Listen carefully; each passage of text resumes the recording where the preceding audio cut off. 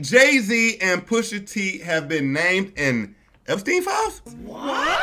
Let's check it out now. Family, I'm going to be honest with you. The rumor was they were caught in the Epstein files, but I got to stand on business. This nigga was clearly lying. They were not actually in Epstein files, okay? There was a FBI tip line that was called in 2019 about a story from 20 years before. When this story was, or when this tip came through, it was not researched. It was not, essentially not even taken seriously. But it has come out during the time of the Epstein files. They have been put together, and it is a smear campaign, if I'm being honest. I don't know who put this smear campaign on Jay and Pusha, but this is a smear campaign, family. It is what it is. I may not be the biggest fans of either of these guys, but it is indeed what it is. So the first thing to know again is that this was not a part of the Epstein files at all. Not a bit. I know the lie is more entertaining, but I'm giving you the truth. All right? So in this tip that was given to the FBI hotline in 2019, this is what was stated. Each occasion, they got the girl's name redacted, so for the point of the story, she'll be Jane Doe. Each occasion, Jane Doe believed she was drugged, clouding her memory. Jane Doe attributed the drugging as frequently performed by persons assigned as handlers, okay, whom she described as persons who established friendships with the victims. Among her handlers, Jane Doe identified the artist Pusha-T. What? In approximately 2007, Jane Doe attended a party. Jane Doe following invitation from an unknown man who approached her as she walked down a street. Weinstein and Pusha T also attended the party and drugged her before engaging in sexual abuse. Wait a minute. Jane Doe claimed to have additional information of other persons involved in the enterprise and information related to racketeering conduct in support of the trafficking. Jane Doe further believed she was under surveillance and stalked at the direction of the people involved in the sex abuse. Jane Doe confirmed she was not diagnosed with any mental illness. Jane Doe refused to provide her physical address, advising that she maintained no permanent address. Rather, she moved between staying at different hotels. Okay. Do we got more to this? I don't think we do. That was the clip of Pusha.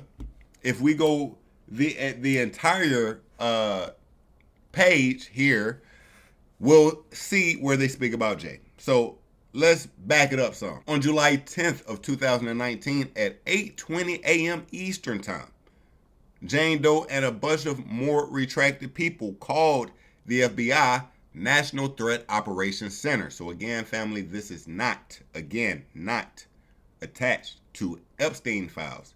This is a call made to the National Threat Operations Center. All right? And let me remind you, family, these lines get all type of calls every fucking day. Yo, I think I seen an alien. Yo, was that Bigfoot? It's all type of shit people saying, right? So everything is not taken that serious. I'm just being honest, all right? But this is the tip line. So they called the FBI National Threat Operations Center to identify herself as a victim of sex abuse by Jeffrey Epstein and others. Jane Doe provided the following information. In approximately 1994, Jane Doe and a bunch of other retracted people revealed herself to blank as a part victim of sex abuse by Epstein. Jane Doe described the abuse occurred during parties. Jane Doe and others further identified blank as a friend of blank. We over redacted or retracted or redacted, whatever. In approximately 1996, Jane Doe resided with blank and blank. An unknown man abducted Jane Doe from her home, whence she later awoke in the presence of Harvey Weinstein. Hold up. in the presence of Harvey Weinstein and Sean Carter, aka Jay-Z. You believe that? While Weinstein had inserted his fingers into Jane Doe. Jane Doe believed she was in Epstein's mansion in Florida. Oh my goodness. My brother Citrus, I see you, Twisky. Jane Doe established she was abducted on several occasions, awaking each time in an opulent indoor setting. Oh, well, at least you was in some fly shit. Now you got to give it up for that. I know they were doing some crazy shit, but you woke up in some fly shit like, oh shit, nigga, these ceilings is hot as fuck. Oh shit. Jane Doe suffered from sex abuse on multiple of those occasions in which Epstein participated. Jane Doe recalled Leon Black and William Barr. Oh damn, they just spilled them names. How come them niggas ain't get redacted? Current United States Attorney General being in prison during some of the occasions of abuse. What the fuck? Leon Black and William Burr. Yo, this nigga billionaire too? Billionaire Leon Black accused of raping Jeffrey Epstein's special girl. Special girl. She must have been like 13. Leon Black has been accused of violently raping a 16-year-old. Yo, I can't even read this shit, yo. Every black man with money and power is under the radar. That's a fact. All right, family. Again, you can take this story with a grain of salt. Now, I will say this. I remember back in the day, interrogation, Diddy. It was this one time when we thought some shit was capped. That shit came back to be true as fuck. This nigga right here, he got it. This nigga was saying, yo, Diddy, he be beating the shit out of Cassie. Yo, Diddy be having me fucking this girl. And a lot of us fucking this girl. And this, when it happened, this was 5 years ago. Ain't nobody take this nigga seriously. Yo, we went through the Freako trial. Everybody came back to this same interview. Same one. Diddy and Ross, which they good buddies, okay? Mm-hmm. They're gay. See, you know what he's talking about. Yo, we seen the shit Diddy was talking about he was with, nigga. I'm talking about having skin rubbed on your nipples. What? Nah, bro, you gay. I ain't gonna lie to you. Gay, and I ain't got no problem with it. I'm just calling, you know what I mean? It's cool if you here. You feel me? I'm just saying, though. Who? Both. Diddy and Ross. And Khaled.